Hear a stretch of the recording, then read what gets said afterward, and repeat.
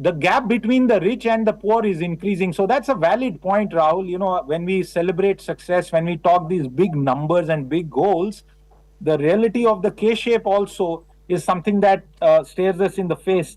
Do you think our politics will be able to address this very, very critical question, the gap between the rich and the poor? So we're seeing already a lot of politics play out over this, so that with the manner in which opposition leaders like Rahul Gandhi are attacking this government. But if you look at the fundamentals of economics and investment, ultimately, whether it is Indian companies or foreign companies, they need to invest in India in manufacturing for it to create jobs over time, and that's the only way that we'll be able to increase the number of jobs that we have at the income levels of our country. We simply cannot afford to have the kind of welfare state that many European countries do.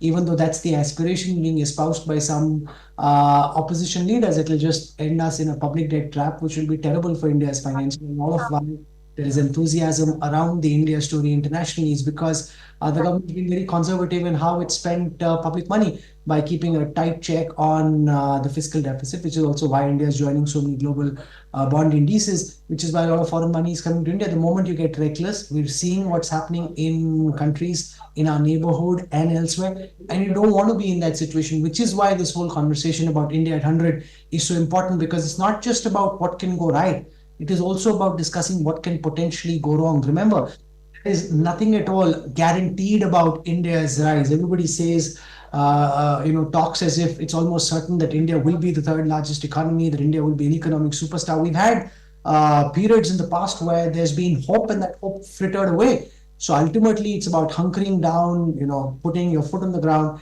and making the right steps continuously to ensure that we can uplift as many people as possible from poverty, not get stuck in a middle income trap, and raise them to levels of relative affluence.